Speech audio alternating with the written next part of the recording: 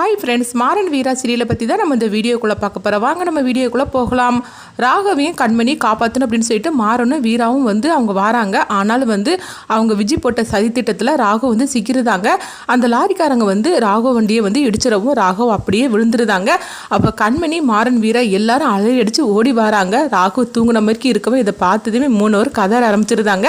அடுத்து ராகவ் ஹாஸ்பிட்டலில் கொண்டு அவங்க சேர்க்குறாங்க. அப்போ அவங்க வெள்ளைக்கோட்டு போட்டவங்க ட்ரீட்மெண்ட் கொடுத்துட்டு இருக்கவும் இந்த விஷயத்தை பற்றி உடனே ராமச்சந்திரன் வள்ளிக்கிட்ட அவங்க சொல்கிறாங்க. எல்லாருமே அலறி அடிச்சுட்டு ஓடி வராங்க. விஜய் ரொம்பவே சந்தோஷப்பட ஆரம்பிச்சிருந்தாங்க.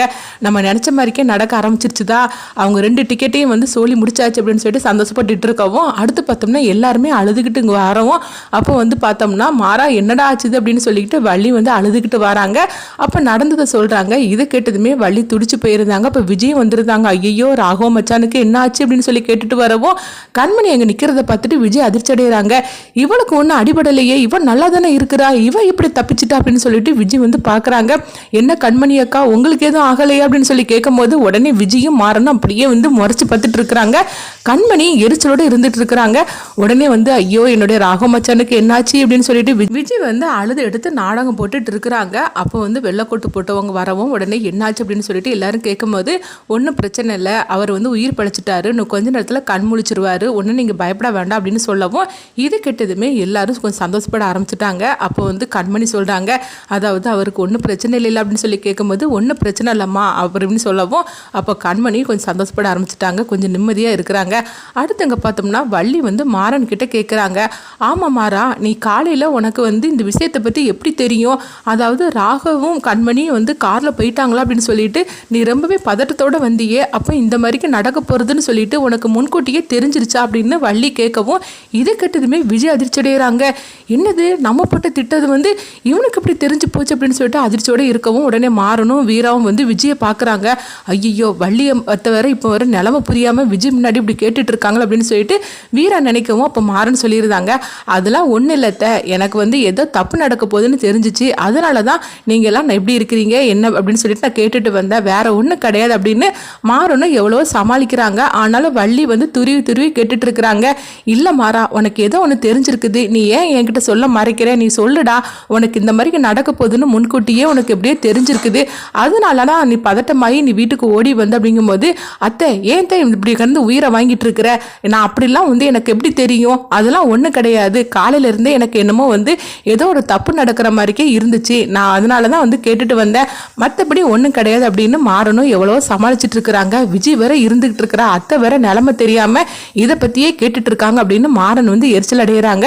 அப்போ விஜய் பார்க்குறாங்க, இல்லை இல்லை மாறனுக்கு நம்ம மேலே சந்தேகம் வரல, அவன் எதச்சையா தான் கேட்டிருக்கிறான், நம்மளுக்கு காலையில் கண்மணி பாலை காய்ச்சும் போது அவசகுணமாக இருந்ததில்ல, அதே போல் அவனுக்கு ஏதாவது நடந்திருக்கும் போலுக்கு, அதனால தான் இந்த மாதிரி கேட்டிருப்பான் அப்படின்னு விஜய் மாறனை சந்தேகப்படாமல் விட்டுருந்தாங்க. அடுத்தவங்க பார்த்தோம்னா விஜய் நான் இவங்க எல்லாருக்கும் சாப்பாடு எடுத்துகிட்டு வரலாம் அப்படின்னு சொல்லிட்டு வீட்டுக்கு வந்துருந்தாங்க. வீட்டுக்கு வந்ததுக்கு அப்புறமா விஜய் பார்த்தோம்னா அதாவது அவங்களுக்கு ஃபோன் பண்ணுறாங்க.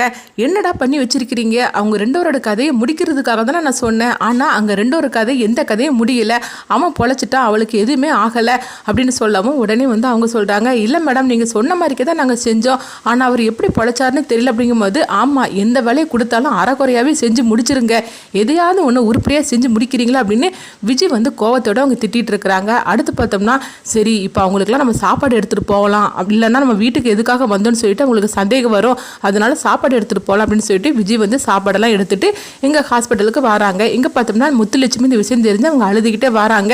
என்ன வீரா இந்த மாதிரிக்கு நடந்து போச்சு அப்படின்னு சொல்லிட்டு அவங்க அழுதுட்டு வரவும் கண்மணிக்கு ஆறுதல் சொல்லிட்டு இருக்கிறாங்க. அப்போ கண்மணி பார்த்தோம்னா அவங்களுக்குள்ள சந்தேகம் வந்துட்டே இருக்குது, என்னமோ நடந்திருக்குது, இது எல்லாத்துக்கான இந்த விஜயா தான் இருக்கணுமோ அப்படின்னு சொல்லிட்டு அவங்க கண்மணி விஜயை சந்தேகப்பட ஆரம்பிச்சிருந்தாங்க. இங்கே பார்த்தோம்னா வீரா சொல்லிட்டு இருக்கிறாங்க, அம்மா நீ ஒன்றும் கவலைப்படாதம்மா, ராகு மாமாவுக்கு ஒன்றும் ஆகலை, அவர் நல்லா தான் இருக்காரு, நீ அழுதுட்டு இருக்காதம்மா அப்படின்னு சொல்லவும், ஐயோ ராகு மாப்பிள்ள எவ்வளோ நல்லவர், அவருக்கு போய் இந்த மாதிரி நடந்து போச்சுத, கண்மணி உனக்கு ஒன்றும் ஆகலை இல்லாமல் அப்படிங்கும்போது, இல்லைம்மா எனக்கு ஒன்றும் ஆகலை அப்படின்னு கண்மணி சொல்லிட்டு இருக்கவும், அடுத்து பார்த்தோம்னா விஜய் சாப்பாடு எடுத்துகிட்டு வராங்க. அப்போ விஜய் வள்ளி கிட்ட சொல்கிறாங்க, வள்ளி சித்தி எவ்வளோ நேரம் தான் எல்லாரும் சாப்பிடாம இருப்பீங்க, வாங்க உங்களுக்காக நான் சாப்பாடு எடுத்துகிட்டு வந்திருக்கிறேன், சாப்பிட வாங்க அப்படிங்கவும், அப்போ வள்ளி சொல்கிறாங்க, எனக்கு வேண்டாம் விஜி, எதுக்கு உனக்கு இந்த வீண் சிரமம், எதுக்காக நீ சாப்பாடு பண்ணுறதுக்காக போன அப்படிங்கும்போது என்ன வள்ளி சித்தி நீங்கள் இந்த மாதிரிக்கு பேசிகிட்டு இருக்கிறீங்க, எல்லாரும் பட்னியோடு இருக்கும்போது நான் எப்படி பார்த்துட்டு இருக்க முடியும், அதான் ராகு மாமாவுக்கு ஒன்றும் ஆகலை, இல்லை கடவுள் புண்ணியத்தில் அவர் நல்லா இருவார், நீங்கள் ஒன்றும் கவலைப்படாதீங்க அப்படின்னு சொல்லிட்டு நேராக கண்மணி கிட்ட போகிறாங்க. கண்மணி அக்கா வாங்கக்கா சாப்பிடுவாங்க, இன்னைக்கு காலையிலேருந்து அழுதுகிட்டே இருக்கிறீங்க, அதான் ராகு மாமாவுக்கு ஒன்றும் ஆகலைல்ல, வாங்கக்கா சாப்பிட வாங்கக்கா அப்படின்னு ரொம்பவே நல்லவங்க போல் சீனை போட்டுட்டு இருக்கவும் கண்மணி எரிச்சலோட பார்த்துட்டு இருக்கிறாங்க. அப்போ வள்ளி வந்து சொல்லிட்டு இருக்கிறாங்க, விஜய்க்கு தான் நம்ம குடும்பத்தார் மேலே எவ்வளவு அக்கறை பாருன்னா, எவ்வளவு இது மாதிரிக்கு கேட்டுட்டு இருக்கிறா அப்படின்னு சொல்லிட்டு இருக்கிறாங்க.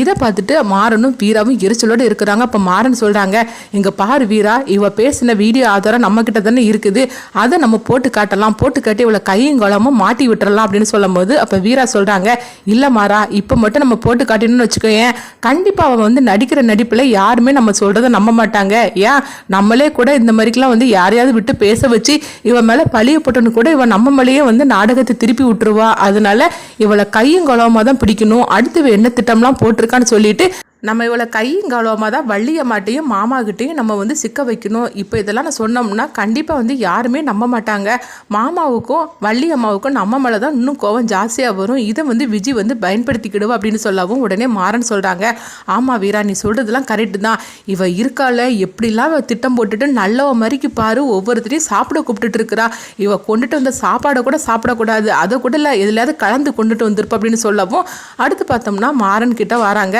மாறன் மச்சான், நீங்களும் சாப்பிடாம இருக்கிறீங்க, காலையில இருந்து வாங்க வீராக்கா நீங்களும் சாப்பிட வாங்கக்கா அப்படின்னு சொல்லி கூப்பிட்டுட்டு இருக்கவும், எங்களுக்குலாம் ஒன்று சாப்பிட வேண்டாம் நீ போ அப்படின்னு சொல்லிட்டு இருக்கோம். இங்க பாரு மாறா, அவ வந்து எவ்வளோ ஆசையா பாசமா கூப்பிட்டுட்டு இருக்கிறா, எதுக்கிட்ட இப்படி எரிஞ்சு அவட்ட விழுந்துட்டு இருக்கிற அப்படின்னு வந்து வள்ளி வந்து சொல்லிட்டு இருக்கிறாங்க. அடுத்தங்க பார்த்தோம்னா கண்மணி அக்கா சாப்பிட வாங்க அப்படின்னு சொல்லிட்டு அவங்க அழைச்சிட்டு போறாங்க. அப்போ வந்து சாப்பாடெல்லாம் வந்து டேபிள் மேலே எல்லாத்தையும் எடுத்து வச்சுட்டு இருக்கிறாங்க. கண்மணி வந்து விஜயவே பார்த்துட்டே இருக்கிறாங்க. கொஞ்ச நேரத்தில் பார்த்தோம்னா அவங்க கொண்டு வந்த சாப்பாடு அவ்வளோத்தையும் கீழே தள்ளி விட்டுருந்தாங்க. கண்மணி தள்ளி விட்டது மட்டும் இல்லாமல், உனக்கு எவ்வளோ தைரியம் இருந்தால் இந்த மாதிரிக்கு நீ பண்ணுவேடி அப்படின்னு சொல்லிக்கிட்டு பலாருன்னு சொல்லிட்டு கண்மணி வந்து அவங்க விஜயை போட்டு அடிக்கிறாங்க. இதை கொஞ்சமே எதிர்பார்க்காத விஜய் வந்து அதிர்ச்சி அடைகிறாங்க. இங்கே பார்த்தோம்னா எல்லாருமே அலறி அடிச்சு ஓடி வராங்க. அப்போ வள்ளி வந்து தடுக்கிறாங்க, என்ன கண்மணி உனக்கு என்ன பைத்தியமாக பிடிச்சிருக்குது, அவள் நம்மளுக்காக சாப்பாடெல்லாம் எடுத்துகிட்டு வந்துட்டு அவள் வந்து நம்மளுக்காக ஃபீல் பண்ணிட்டு இருக்கிறா, நீ என்னன்னா அவளை போட்டு அடிச்சிட்டு இருக்கிற அப்படின்னு சொல்லி கண்மணியை போட்டு வள்ளியை வந்து திட்டிக்கிட்டு இருக்கிறாங்க. அப்போ கண்மணி சொல்கிறாங்க, இங்கே பாருங்க வள்ளியம்மா, இவளுக்காக நீங்கள் சப்போர்ட் பண்ணி பேசிட்டு இருக்காதீங்க, இன்னைக்கு இந்த நிலைமைக்கு காரணமே வந்து இவ போட்ட திட்டத்துல தான் நாங்க இந்த மாதிரிக்கு சிக்கிக்கிட்டோம் அப்படிங்கிறாங்க. இது கிட்டதுமே விஜய் வந்து அதிர்ச்சி அடைகிறாங்க. ஐயோ கண்மணி அக்கா, என்னக்கா நீங்க இந்த மாதிரிக்கு என் மேல பழி சுமத்திட்டு இருக்கிறீங்க, இந்த குடும்பம் நல்லா இருக்கிறதுக்காக நான் என்னெல்லாம் பண்ணிட்டு இருக்கிறேன், ஆனா நீங்க இப்படி போய் பழி சுமத்திட்டு இருக்கிறீங்களா அப்படிங்கிறாங்க. அடுத்து என்ன நடக்க போகுதுன்னு சொல்லி பார்க்கலாம்.